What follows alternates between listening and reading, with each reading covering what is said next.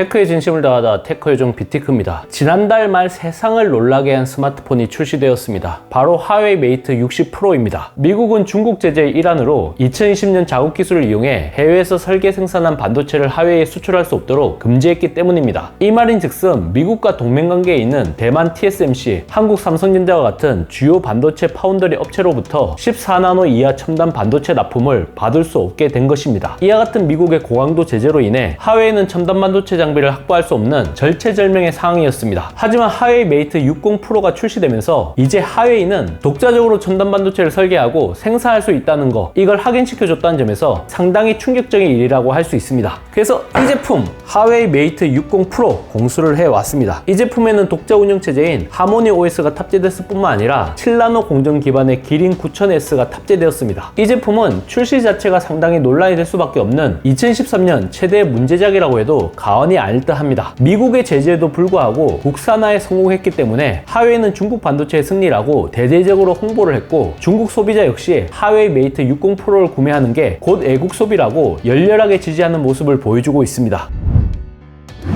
이 제품에 대해서 한번 언박싱 진행을 해볼게요. 박스 패키지는 블랙 단색으로 이루어져 있습니다. 이런 부분들은 다 골드 색상으로 표시를 해 놓았습니다. 제품 단말기가 이렇게 위치를 하고 있습니다. 색상은 크게 4가지 색상이 있는데요. 블랙, 그린, 퍼플, 화이트 이렇게 구성이 되어 있습니다. 이 제품 같은 경우는 퍼플 색상입니다. 그래서 퍼플 색상이 요즘 많이 사용이 되고 있는 굉장히 대중적인 컬러이기 때문에 아마 이와 같은 색상을 한 것으로 보여집니다. 호불호가 좀 있을 수 있겠다 이런 생각이 좀 많이 듭니다. 특히 이 카메라 부분, 아이폰, 갤럭시 이런 카메라 섬과는 결이 많이 다릅니다. 후면 카메라가 5000만, 1200만, 4800만 트리플 카메라로 이루어져 있고요. 광각, 초광각, 망원 이런 식으로 구성이 되어 있습니다. 펀치홀이 1개, 2개 이게 아니라 3개나 위치를 하고 있기 때문에 이런 부분도 호불호가 좀 많이 갈릴 수 있겠다 이런 생각이 좀 들고요. 디스플레이는 6.82인치입니다. 아이폰 15 프로 맥스의 6.7인치보다는 약간 큰 것을 확인할 수 있고 120Hz 주사율은 동일하게 제공을 합니다. 이 제품에 있어서 가장 중요한 부분은 역시 두뇌라고 할 수 있는 모바일 AP입니다. 7나노 공정의 기린 9000S가 탑재가 되었습니다. 물론 3나노 공정의 아이폰 15 프로 대비 기술 격차가 있을 수밖에 없습니다. 7나노 공정이 아이폰에 최초로 적용된 게 2018년에 나온 아이폰 XS니까 한 5년 정도의 격차가 있다 이렇게 볼 수가 있을 것 같아요. 그럼에도 불구하고 하웨이 독자적으로 7나노 공정의 모바일 AP를 만들었다, 이것 자체는 상당히 충격적입니다. 기본적으로 12기가 램이 탑재가 되었고 256기가, 512기가, 1테라 스토리지를 제공을 합니다. 배터리 용량은 5000mAh인데 갤럭시 S23 울트라와 동일한 용량입니다. 무게는 225g입니다. 갤럭시 S23 울트라가 233g인데 이보다는 좀 더 가볍고요. 아이폰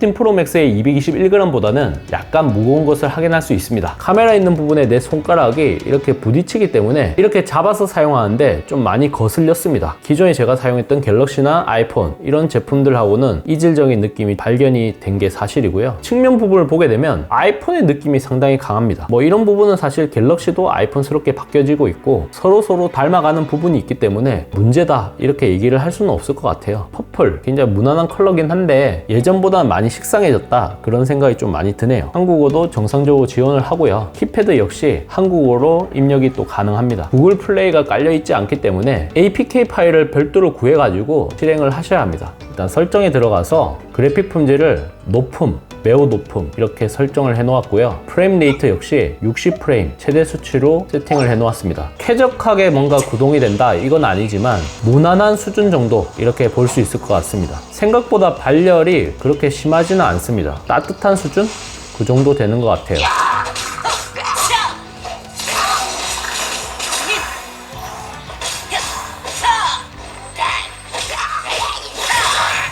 아무래도 그래픽 설정이 지금 가장 높음으로 되어 있기 때문에 전투를 하거나 이렇게 앵글을 돌릴 때 버벅거리는 게 확인이 됩니다. 반려 같은 부분에 있어서 관리를 잘 해준다. 처음 구동했을 때와 크게 성능 차이가 나지 않습니다. 생각보다 완성도가 높아서 저 개인적으로 많이 놀랐습니다. 아이폰 14 프로와 메이트 60 프로 동시에 긱벤치 6를 구동해 봤습니다. 아이폰 14 프로는 싱글코어 2602점, 멀티코어 6611점, 메이트 60 프로는 싱글코어 1214점, 멀티코어 3503점이 나왔습니다. 점수로 보게 되면 더블 스코어가 난 것을 확인할 수가 있습니다. 아이폰 같은 경우는 안드로이드 폰에 비해 한 1년에서 2년 정도 앞선다는 것을 감안했을 때 미국의 제재하에서 이 정도 성능 차이가 났다는 것은 선방을 하지 않았나 그런 생각이 듭니다.